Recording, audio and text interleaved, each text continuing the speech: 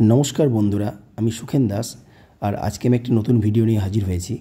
तो आमी रिसेंटली एक भ्रमणे गिয়েছিলাম। तो सेई भ्रमण হচ্ছে আমার একটি লং ড্রাইভ ভ্রমণ। আমি সেলফ ড্রাইভ করে গিয়েছি আমার নিজের এসপ্রেসো গাড়িতে। তো আমি লং ড্রাইভ করতে ভালোবাসি। তো সেই লং ড্রাইভের অভিজ্ঞতা তোমাদের আমি শেয়ার করব ভিডিওতে, তোমরা দেখবে এবং ভালো লাগলে লাইক শেয়ার কমেন্ট করবে, যারা সাবস্ক্রাইব করোনি একটু করে দেবে। তো আমার প্ল্যান ছিল সিউড়ি থেকে শিলিগুড়িতে প্রথমে গিয়ে শিলিগুড়িতে ওয়ান নাইট স্টে করা, কিন্তু আমাকে শিলিগুড়িতে স্টে করতে হয়নি। আমি আনএক্সপেক্টেডলি আমি দার্জিলিং পৌঁছে গেছি 12 ঘন্টার মধ্যে। তবে হ্যাঁ, আমি রাস্তায় স্টপ বা হল্ট দিয়েছি। তো 12 ঘন্টায় আমি যে দার্জিলিং পৌঁছে গেছি সেই ভিডিও তোমরা দেখতে পাবে। তবে এই যে ভিডিওটা তোমরা দেখবে, এই ভিডিওটা সিউড়ি থেকে শিলিগুড়ির ভিডিও। তারপরে তোমরা পরের ভিডিওতে দেখতে পাবে পার্ট 2-এ শিলিগুড়ি থেকে দার্জিলিংয়ের ভিডিও। তো প্রত্যেকটি ভিডিও তোমাদের আশা করছি ভালো লাগবে এবং তোমরা আমাকে সাপোর্ট করবে এই ভিডিওগুলো দেখে। আর এই ভিডিওর রাস্তার যে অভিজ্ঞতা, কী কী সিন সিনারি আমি দেখতে পাই সেগুলোও দেখতে পাবে।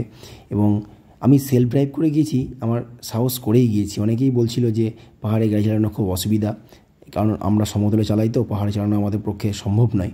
তবে আমি সাহস করেই পাহাড়ে চালিয়েছি এবং আমার চালানোর যে অভিজ্ঞতা সে তোমাদের শেয়ার করব। তবে আমি তোমাদের বলে রাখি, পাহাড়ে চালানোর অভিজ্ঞতা সত্যি অন্যরকম এবং এক্সাইটিং, থ্রিলিং।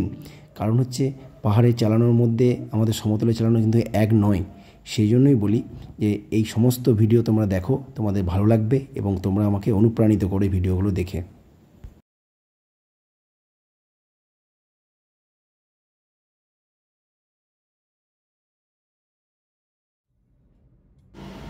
নমস্কার বন্ধুরা, আমি সুখেন দাস আর আমি শিলিগুড়ির উদ্দেশ্যে রওনা দিয়ে দিয়েছি। শিউড়ি থেকে আমি 2:12-তে গাড়ি ছেড়েছি। এখন আমি মোরগ্রাম অর্থাৎ 34 নম্বর জাতীয় সড়কে চলে এসেছি। তো রাতের বেলায় গাড়ি চালানোর অভিজ্ঞতা একটা অন্যরকম এক্সাইটিং মুভমেন্ট, আর আমি রাতে গাড়ি চালাতে ভালোবাসি, সেই কারণেই রাতে বেরিয়েছি। আর একটা ব্যাপার হচ্ছে, রাতে ট্রাফিক জ্যামটাও কম পাচ্ছি, আমি রাস্তায় দেখতে পাচ্ছি। আমার সঙ্গে যারা আছে, আমার মিসেস আছে এবং আমার একটা দিদা আছে, আর প্রাপ্তি আর পিহু তো আছেই। তো তোমরা দেখো রাস্তায় কেমন লাগছে। সামনে আমি এখন ওমরপুর আসছি, তারপরে জঙ্গিপুর, তারপরে ফারাক্কা। দেখো সবই তোমরা দেখতে পাবে। একটু ক্যামেরাটা হেজি হবে কারণ ড্যাশবোর্ডে লাগানো আছে, তো একটু কাঁপছে। তো সেই জন্য কিছু মনে করো না, তোমরা দেখো ভিডিওটা ভালো লাগবে। তো রাস্তায় যে আমি ইয়েগুলো পাবো, যে নামগুলো আমি জানি সেগুলো পাবো। আর একটা কথা আমি ইউটিউবে দেখেছি, বলি, সেই কথাটা হচ্ছে তোমার রায়গঞ্জ বাইপাস এখন খুলে গেছে, সেই জন্য আমার মনে হয় না জ্যামটা আমি পাবো, কারণ রায়গঞ্জেই জ্যামটা বেশি হয়। আর তাছাড়া ফারাক্কা ব্রিজের ওপর একটু জ্যাম থাকে। দেখা যাক, রাস্তায় আসা আমি এতদূর পর্যন্ত এসেছি, তো এখনও পর্যন্ত কোনো আমি জ্যাম পাইনি। তো চলো বন্ধুরা, তোমরা দেখো ভিডিওটা ভালো লাগবে। কথাতেই বলে না, বাঙালিরা দুটো জিনিস খুব ভালোবাসে, একটা ঘুরতে আর একটা হচ্ছে খেতে। তো আমরা তো বাঙালি ধরো, সেই জন্য ঘুরতে ভালোবাসি। তাই আমি এই গ্রীষ্মের ছুটিতে এখন ঘুরতে বেরিয়ে গেছি। তো বন্ধুরা, আমি এখন ফারাক্কা ব্রিজের সামনেই চলে এসেছি। ফারাক্কা ব্রিজের ওপরটা তোমরা দেখতে পাবে। দেখো ফারাক্কা ব্রিজ আমি এখন জাস্ট প্রবেশ করছি।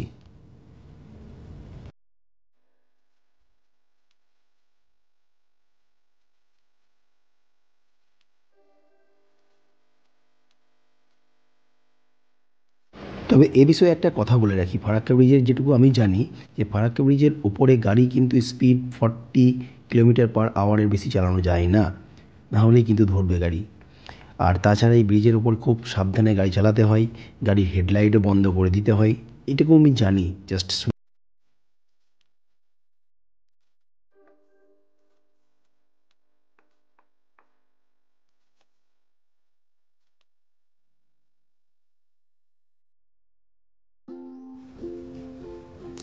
আমি এখন ফারাক্কা ব্রিজের ওপর প্রবেশ করছি।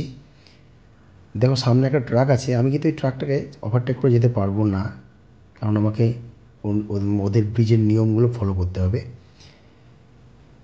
কথিত আছে এই ব্রিজটি নাকি ইংরেজ আমলে তৈরি, তো এখনও পর্যন্ত ব্রিজটা টিকে আছে এবং টিকে থাকবে। আমাদের গর্ব, পশ্চিমবঙ্গের গর্ব এই ব্রিজটা, যে গঙ্গা নদীর জলকে আটকে রাখতে পারে। 109টি লক গেট আছে এই ব্রিজে এবং এই ব্রিজটি নাকি প্রায় 1.5 কিলোমিটার চওড়া। আর পাশেই যে দেখতে পাচ্ছ বাঁদিকে, তোমার একটা রেল লাইন গিয়েছে, যেটা উত্তরবঙ্গের সঙ্গে রেল লাইনের আমাদের যোগাযোগ এই ওপর দিয়েই, ব্রিজের ওপর দিয়েই আছে পাশেই। তাছাড়া এই ব্রিজে যাওয়ার সময় যদি একটা ট্রেন দেখতে পেতাম তাহলে আরও ভালো লাগতো। এটা তো ও ভালোই লাগবে যে আমরাও যাচ্ছি, পাশে ট্রেন যাচ্ছে। দেখি আমাদের ভাগ্যে ট্রেন আসে কিনা।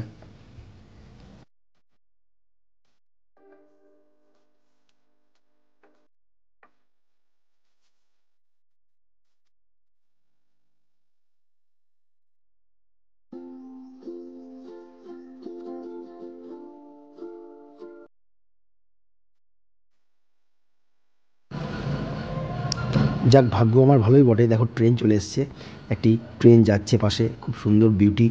এই সৌন্দর্যটা দারুণ লাগছে, ব্রিজের উপর দিয়ে যাচ্ছি, পাশে ট্রেন যাচ্ছে। তাছাড়া একটা ভয়ঙ্কর ব্যাপার চিন্তা করো, যে আমাদের যে গঙ্গা নদী, সেই গঙ্গা নদীর ব্যারেজ এটা।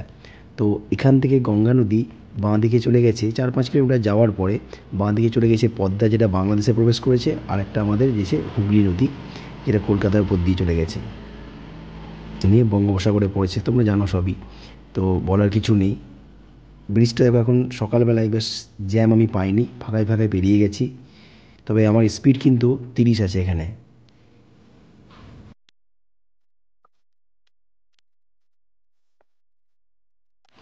তবে তোমাদের আমি দেখাতে পারবো না, ডান দিকে একটি অপশনাল আরেকটি বাইপাস ব্রিজ তৈরি হচ্ছে। প্রায় অর্ধেক কাজ হয়ে গেছে, এখন কাজ চলছে, আমি সেটা দেখতে পাচ্ছি, কিন্তু তোমাদের আমি ক্যামেরাটা ঘুরিয়ে দেখাতে পারবো না।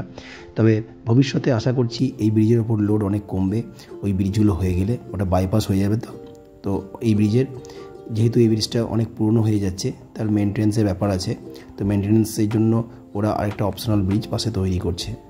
নেক্সট কখনো এলে ওই ব্রিজের ওপর দিয়ে আশা করছি ওই ব্রিজের ওপর দিয়ে যাওয়া যাবে। তবে ওটা কিন্তু ব্যারেজ নয়, এটা ব্যারেজ, ওটা কিন্তু এমনি জাস্ট ব্রিজ।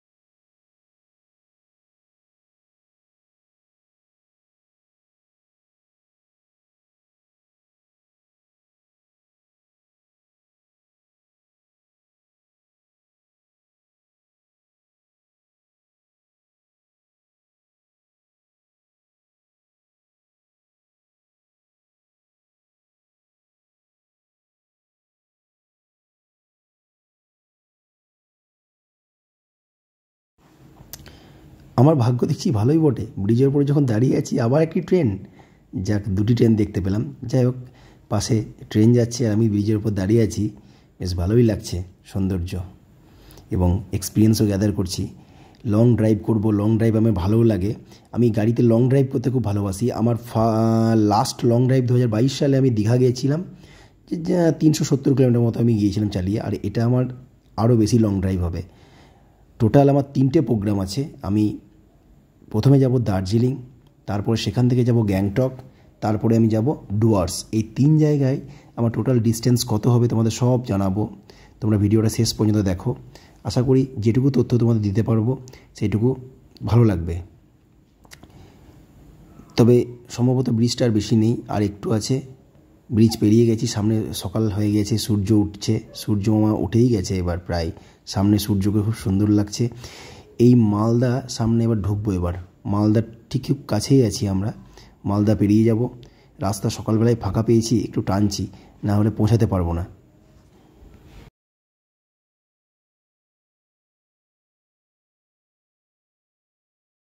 তবে একটা কথা বলে রাখি, অনেকেই বলে ছোট গাড়ি তো বাইরে নিয়ে যেতে অসুবিধা।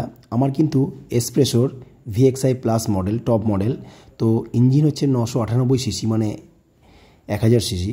তো আমার এখনও পর্যন্ত সেরকম কিছু ফিল আমি করিনি। আমার গাড়ির বয়স হয়ে গেল প্রায় 3.5 বছর, তো এখনও কোনো সমস্যা হয়নি। আমি এখন গাজলে এসে দাঁড়ালাম, সেখানে আমার দুটো মেয়েকে কিছু খাওয়াচ্ছে আমার মিসেস, এবং আমি একটু রেস্ট নিলাম, এবং আমরাও কিছু খাবো, ব্রেকফাস্ট করব। দেখা যাক, গাজলে দাঁড়িয়ে আছি। এই তো, এই যে রাস্তা চলে গেছে, এই রাস্তা হচ্ছে 12 নম্বর জাতীয় সড়ক। আমরা এই দিকেই যাব, যেদিকে আঙুল দেখালাম, এটা শিলিগুড়ি, আর এই দিক থেকে এলাম আমরা। তো রাস্তা কিন্তু খুব সুন্দর, কোনো অসুবিধা। এই হচ্ছে আমার পরিবার। এসপ্রেসো ভালোবাসি, আমি এসপ্রেসোকে লর্ডই বলছি। এখনও পর্যন্ত আমার যেটুকু অভিজ্ঞতা পেলাম এই গাড়িতে রাত থেকে চালিয়ে, তাতে কোনো প্রবলেম এখনও আমি পাইনি। সত্যি অনেকেই বলে Lord espresso, seriously hats off Lord espresso, তোমাকে হ্যাটস অফ। তুমি আমাকে সঙ্গ দাও, দেখি আমি কত কত কত জায়গা তোমাকে নিয়ে যেতে পারি, এবং কোনো প্রবলেম এখনও পর্যন্ত ফিল করিনি, এবং যাতে না করি সেটাই তুমি করো। তবে আমি গাজল পেরিয়ে গেলাম, এবার আমি গাজলের পরবর্তী কী আসছি সেটা দেখি। রায়গঞ্জ ঢুকবো, আশা করছি এবার রায়গঞ্জ বাইপাস দিয়ে পেরিয়ে যাব। সামনেই দেখতে পাচ্ছ রায়গঞ্জ বাইপাস। আমি তোমাকে কিন্তু পুরো ভিডিও তোমাদের দেখাতে পারবো না, কারণ পুরো ভিডিও আমি যেহেতু গাড়ি চালাচ্ছি তো, আর আমার মিসেস পিহুকে ধরে আছে, সেই জন্য যেটুকু ভিডিও করতে পারছে সেটুকুই। এটা হচ্ছে রায়গঞ্জ বাইপাস, দেখো দারুণ অপূর্ব করেছে। এই বাইপাস করার জন্য আমাদের অনেক সময় কিন্তু বেঁচে যাচ্ছে, কারণ হচ্ছে যদি রায়গঞ্জের ভেতর দিয়ে আমাকে আসতে হতো তাহলে কিন্তু প্রচুর জ্যাম পাওয়া যায়, সেটা শুনেছি, তবে সকালে জ্যাম নাও হতে পারতো। তবে বাইপাসের ওপর দিয়ে আসার জন্য আমার টাইমটা অনেকটাই বেঁচে যাবে। তবে গাড়ির স্পিড কিন্তু গাড়ি কিন্তু খুব স্পিডে ভাগাচ্ছি না, জাস্ট 80 আমার অ্যাভারেজ স্পিড, 75 থেকে 80। দেখো তোমাদের ভালো লাগবে তো, সাইডের সিন সুন্দর লাগবে। আমার এসপ্রেসোর অভিজ্ঞতা তোমাদের আমি বলছি, তবে এসপ্রেসো চালিয়েও কিন্তু আমাকে খুব ভালো লাগে, আমি দারুণভাবে লাভার এসপ্রেসোর। এই যে রাস্তাটা তোমরা দেখছো, এই রাস্তাটা আমি ইসলামপুর পেরিয়ে প্রবেশ করলাম, শিলিগুড়ির পথে রওনা দিলাম। ইসলামপুর থেকে যে ডান দিকে কেটে গেলাম রাস্তা, তো এই রাস্তায় এখন পুরো আমরা শিলিগুড়ির জন্য রওনা দিচ্ছি। তবে এই রাস্তাটা কিন্তু খুব ভালো নয়, একটু খারাপ আছে, যা বুঝতে পারছি না, আমি চালাচ্ছি। আর আমি তোমাদের আরেকটা কথা বলে রাখি, আমি ফুল ট্যাঙ্কি করে শিলিগুড়ি থেকে বেরিয়েছি, তো আমি এখনও পর্যন্ত রাস্তায় কোথাও তেল ভরিনি, আমি একদম শিলিগুড়িতে গিয়ে তেল ভরবো। তো কত মাইলেজ দিচ্ছে এবং কত আমার শিলিগুড়ি থেকে শিলিগুড়ি আসতে কতটা তেল পুড়লো সেটা তোমাদের আমি কিন্তু বলে দেবো। তবে আমি শিলিগুড়িতে তেল ভরার পরে বোঝা যাবে যে কতটা তেল পুড়লো এবং কত টাকা তেল পুড়লো। চলো বন্ধুরা, দেখো সাইডের সিনগুলো একটু দেখো তোমরা।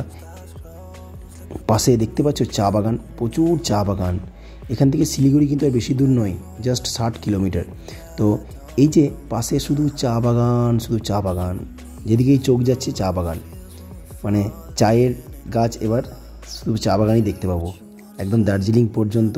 এই নর্থ বেঙ্গলে তুমি যেদিকেই যাবে চা বাগান আর ভুট্টার গাছ বেশি দেখতে পাচ্ছি আমরা। একটি চা বাগানে এসে আমরা দাঁড়ালাম, এখানে কিছু টিফিন করছে মেয়েদের জন্য এবং আমাদের জন্য, আমার মিসেস। হ্যাঁ, তাছাড়া আমি বলে রাখি আমি কিন্তু একটা ছোট্ট ওভেন মানে গ্যাস ওভেন নিয়ে এসেছি, যেটা আমাদের রাস্তায় দাঁড়িয়ে আমাদের রান্নাও হবে। একটা মজা আলাদা পিকনিক ইমেজ। এই দেখো চা গাছগুলো দেখতে পাচ্ছ, চা গাছ তোমরা। এই যে প্রাপ্তি আসছে আমার কাছে, আর আমার কোলে রয়েছে পিহু আমার ছোট মেয়ে।